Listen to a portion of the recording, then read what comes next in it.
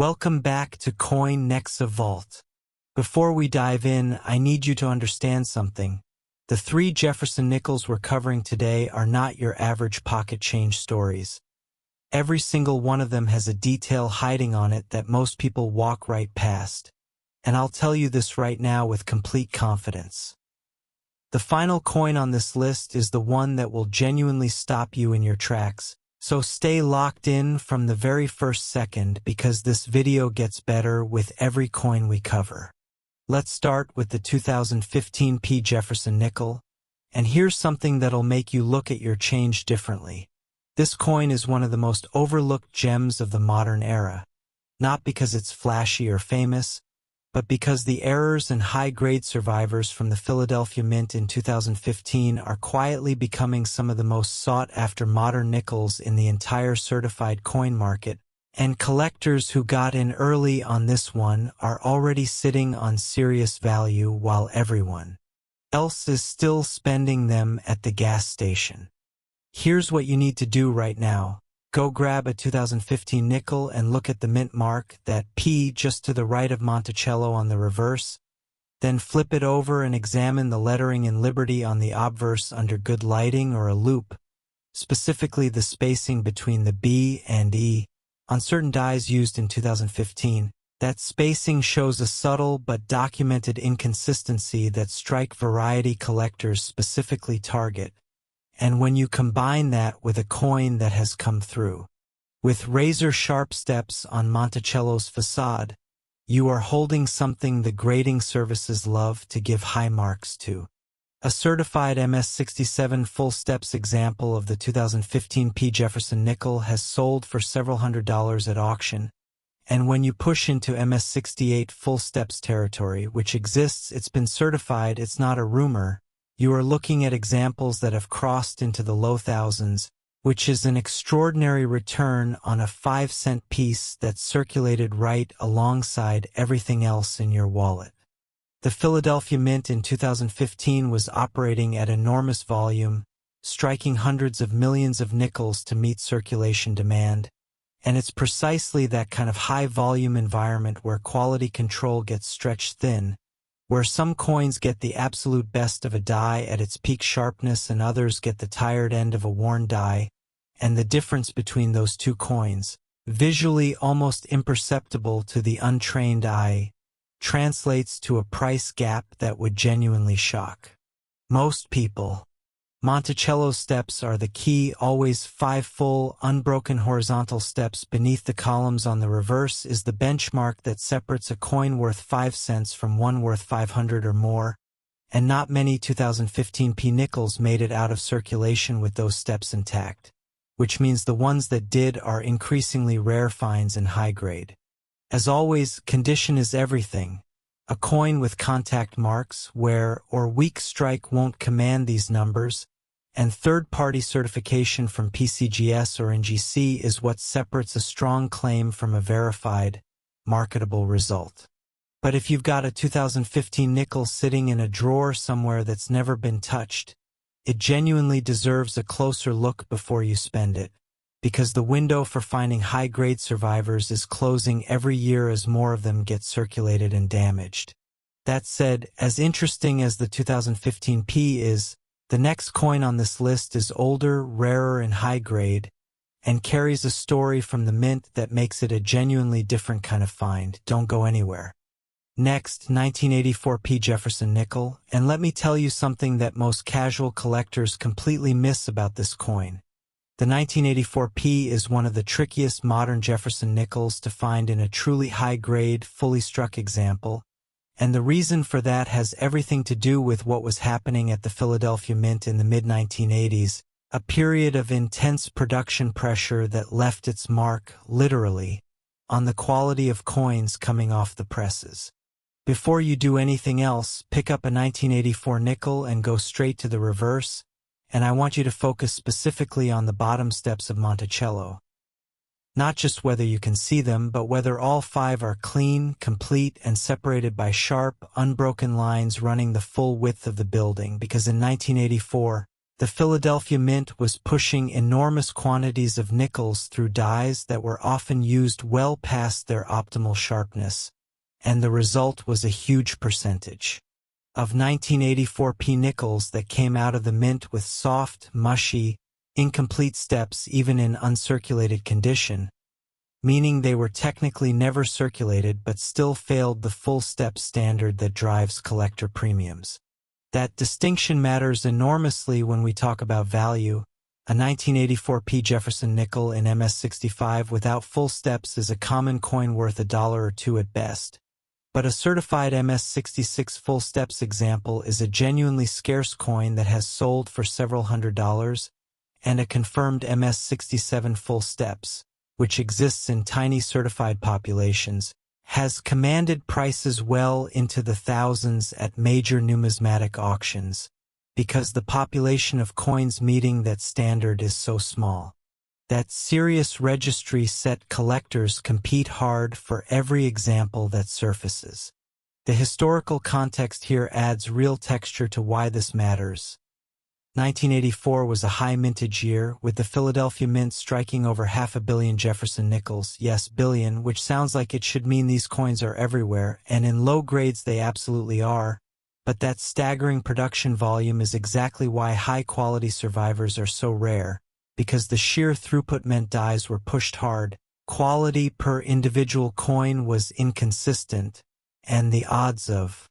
any single coin coming out with perfect strike and surviving without contact marks were genuinely low. The obverse is worth checking too. Look at Jefferson's portrait, specifically the hair detail above his ear and along the back of his head,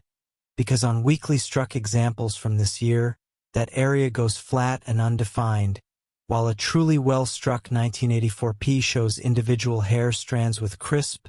sharp definition that catches light beautifully under magnification.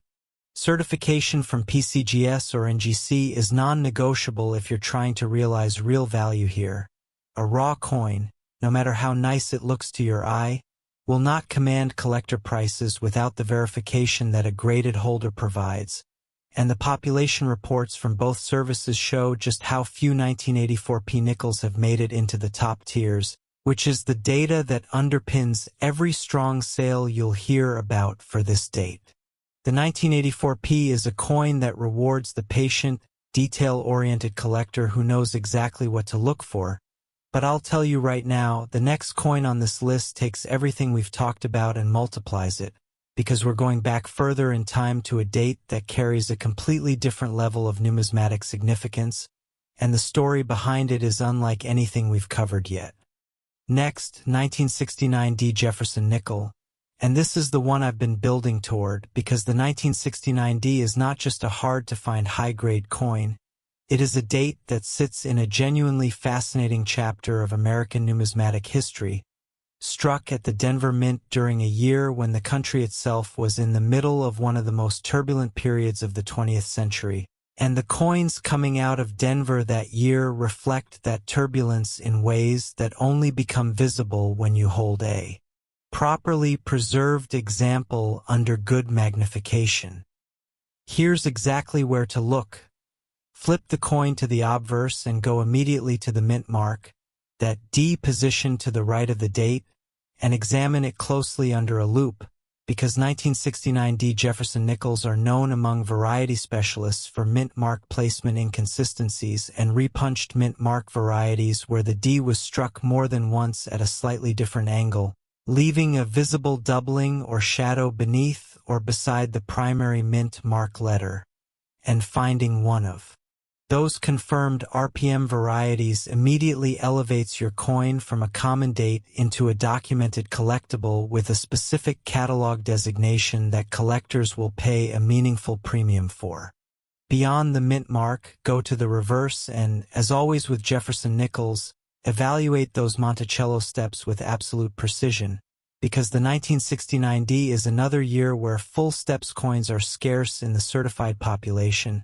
not just scarce compared to modern issues but genuinely rare in any grade above MS65, and the certified population data from PCGS and NGC bears this out clearly, with population numbers in the top tiers that are measured in single or double digits rather than hundreds. A 1969D Jefferson Nickel in MS65 full steps is a coin that serious collectors actively pursue, with auction realizations in the several $100 range for clean examples,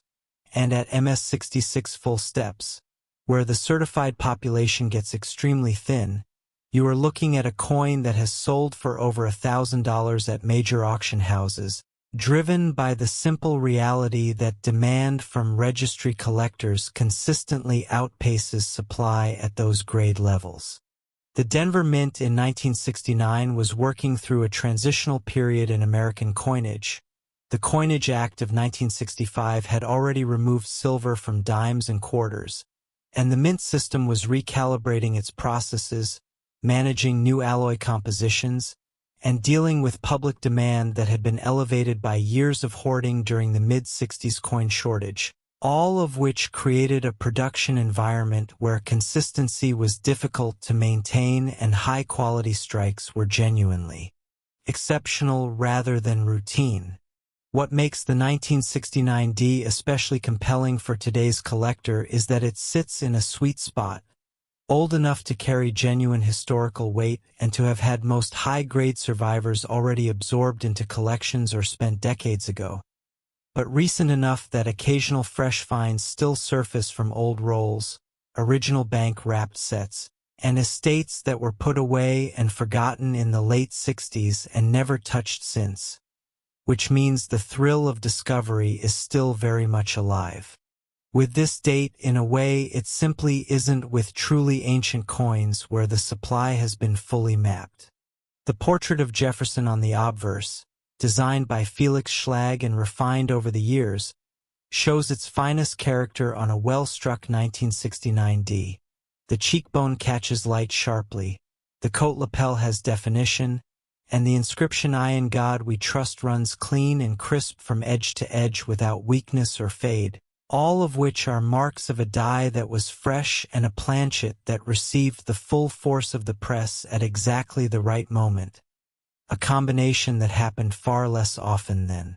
the mintage numbers would suggest. As with every coin we've covered today, condition is the entire game. A circulated 1969D is a 5-cent coin, and a weakly struck uncirculated example isn't far ahead of it, but a PCGS or NGC certified full steps example in the upper grades is a legitimate collectible with a documented market and real auction history behind it, and if you find one in an old collection that hasn't been opened since the Nixon administration, you owe it to yourself to get it authenticated before you spend it. If you've got a coin like any of these sitting at home, drop a comment and let me know. And if you enjoyed this, hit subscribe so you never miss the next one.